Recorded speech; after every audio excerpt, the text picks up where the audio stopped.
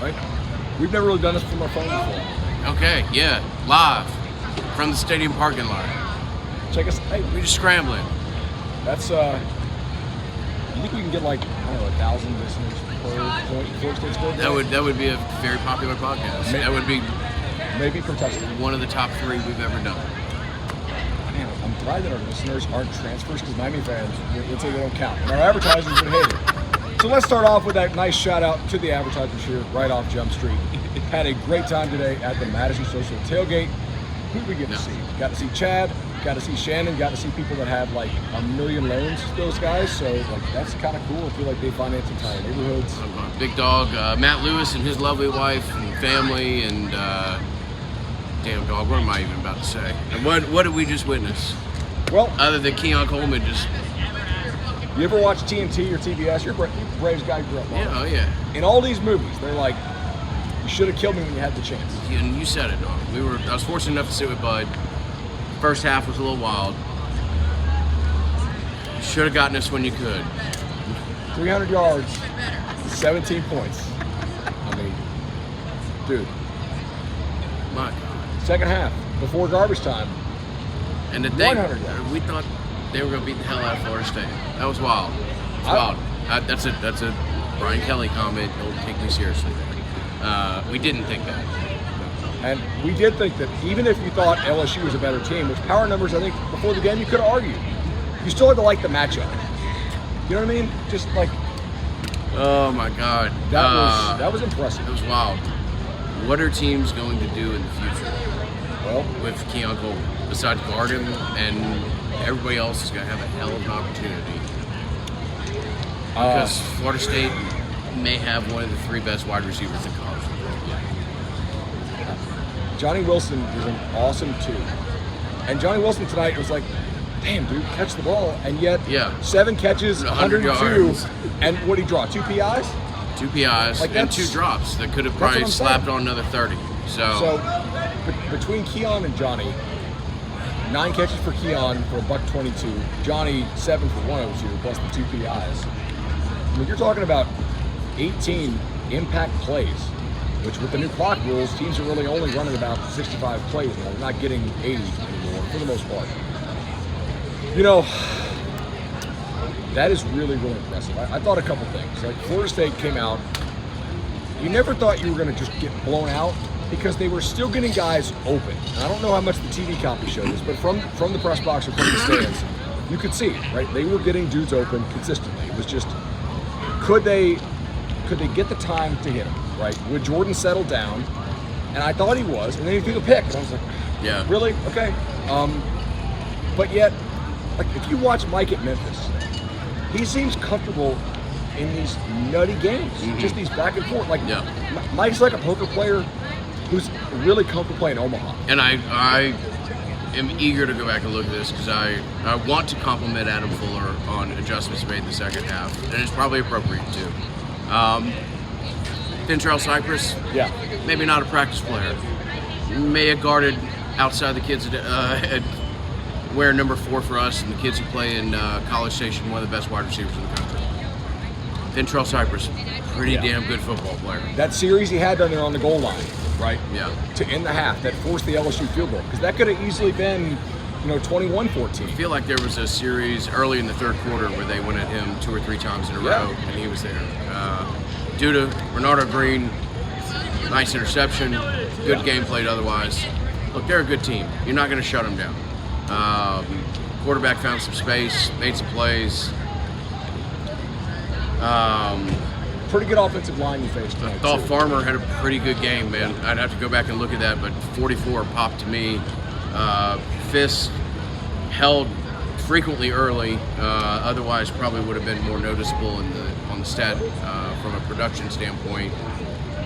Jared Verse had the one play that really flashed. Also, probably going up against a kid that's going to be a top 10 pick. Damn, man. That's the 5th best team in the country. Florida State's probably going to be number 3 in the polls next week or something like that. And I think they should. Look, you'll play teams that have better corners, and you'll play teams that probably don't have as good receivers. Like LSU's guys are legitimately good. I thought in the second half they did a couple things. I thought they went away from their quarters coverage a little bit early. Like in the first half, it was at times kind of predictable. Like LSU seemed to know we're going to get quarters until we get in, obvious passing situations. And then Florida State's going to play man. And a lot of their quarter stuff looks like man. Anyway, they're going to pressure, a lot of man pressure stuff in that. I thought they did a decent job of mixing it up at times in the first half. And in the second half, I thought they did a little bit better too. They also didn't have quite as many penalties in the second half, which, look, I'm not going to sit here and tell you all the penalties were BS. I really don't think they were, but penalties do have a bit of like a randomness to them. And the major change they made in the second half was they found a way to get Maurice Smith some help. In the first half, LSU declared what they were going to do, and we talked about this on the show. How would they play counter? Right? They played it really well. Yeah. And they did some things, again, tough to talk on a podcast, tough to definitively talk about without having to go back and look at it. Meach popped to me a couple times. Yeah. It looked like a really good game for him. Again, this is just an initial, oddly enough, we call it an instant reaction. Look at that. The Winston reaction. The Winston reaction. But no, I thought the interior of the line had a hell of a challenge and played really well, particularly second quarter on. Had a couple rough moments in the first quarter, but again, LSU, their defensive linemen are on that Wingo kid is good. And they're pretty freaking good. Yeah, I was like, ooh, okay, this is not great. I don't love him kind of playing that backside shade on counter and really getting home a lot. They get to nice like same side back tight end stuff, the kind of formation LSU made them move to front a little bit, and then I just do think that Ravel is good at getting guys open. Yeah. Like there's numerous times when you play Mike, they just kind of have guys running wide open, and if you can block it just a little bit, you know they have a chance. The difference is now you've got this guy who doesn't have to be wide open. You're just like, let's just throw it up to him, and it's kind of like. Oddly enough, a guy who was in the top 8 rotation at Michigan State basketball is a phenomenal freaking athlete.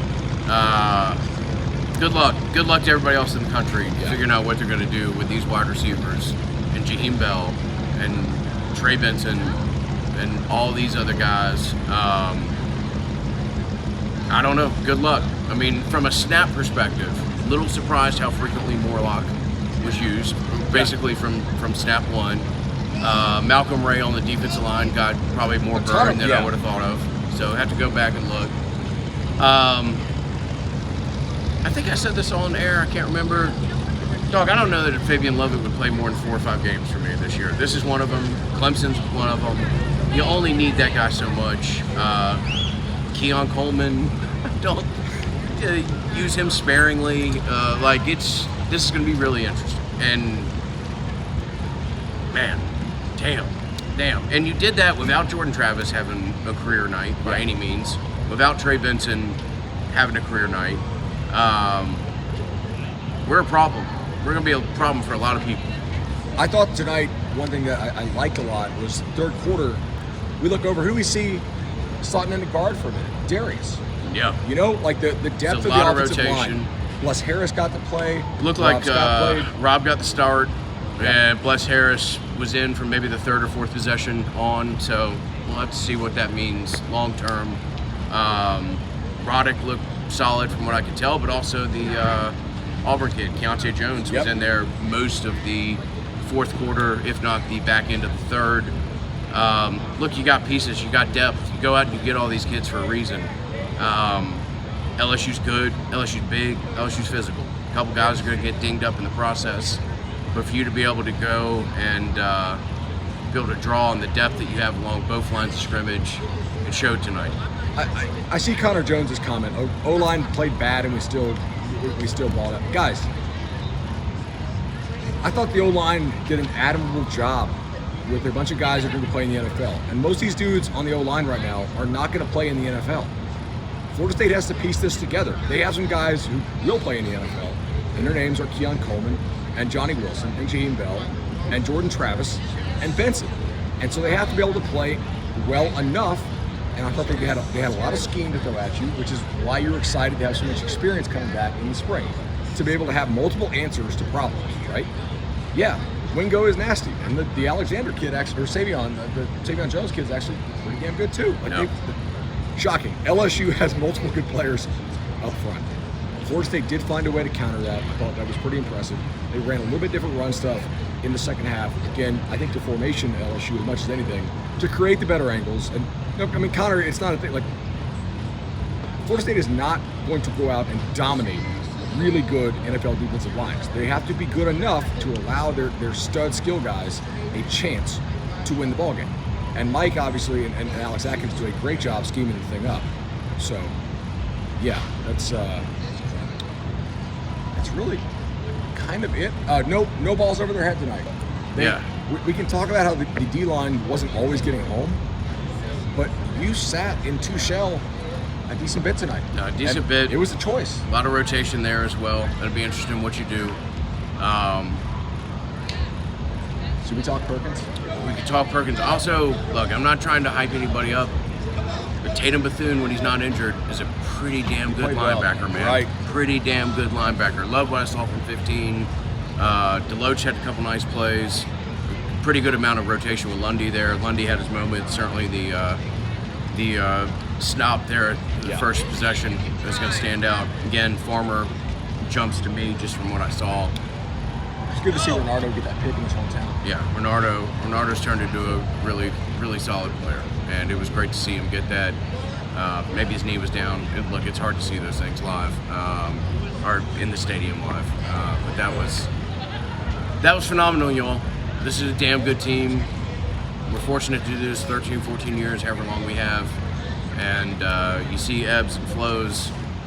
Sure feels like we're trending to a higher watermark right now. Oh, kickoff coverage tonight. Excellent. Oh, yeah, really good. Boomed them, covered them. Kicked into the wind. If you were at the game, a little bit more wind than maybe you would have thought of. Thought Fitzgerald kicked the ball really well. Drop the Battles In link. I don't know how to link while I'm standing in the parking lot with Bud, but it's thebattlesin.com. It ain't confusing. We'd love you to join. There's 1,000 of you in here right now. Am I blacking out tonight? No, but I do have a bottle of Pappy back at the hotel that I'll open up. But between getting an Uber and getting back to the hotel, probably ain't gonna touch that bottle anytime soon, unfortunately. Probably not gonna do the Pappy in the parking lot. No, Pappy in the parking lot. That's parking lot. That could be a shirt. That'll be the national championship game. That could be. Which is in? Houston. No. Isn't it Atlanta? Or Maybe a playoff game. Yeah. Oh, let's check. Maybe it is Houston. Thought it was Houston. Houston's Maybe not it's bad, semifinal in Atlanta. Who knows? The goal lines. The goal line defense in the first half. It mattered. Yeah. I mean, it LSU set the had tone. 300 yards in the first half. No, the LSU. There were some questions to be asked in the first half, and there were questions answered in the second half. So, credit to all involved. No, that was incredible, man. Fun for this fan base to see what everybody's gone through, and then to have a night like that. Look, we're one of the better teams in the country. I don't know. We just played the 5th team in the country and beat the hell out of them. So Brian Kelly can redigest his words and figure out how that's going to work moving forward. Guys, that's about all we got. 13 minutes. We'll probably do, tomorrow night or Tuesday morning. When are you going back to Atlanta? Driving back tomorrow, but yeah, we'll do something either tomorrow night, Tuesday morning, like Bud said. Appreciate the comments. Toa Philly, we do need to mention. Really played well. And as a dynamic piece, again, when you got to worry about 4, you got to worry about 14, and you got to worry about 6, Toa Philly's going to be hell. Oh, they also ran the old Pittman tight end around play with Jaheim.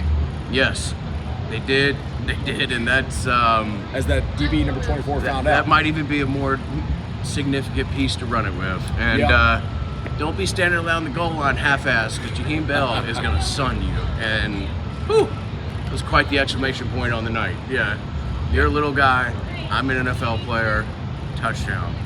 So that's all I got, man. That's all I got. All right, Knowles, until next time. Let's go see. Cover 3 tomorrow. Check us out. Appreciate it. I sure want to stop streaming. Yeah, my arm's really tired from holding this up in the battery pack.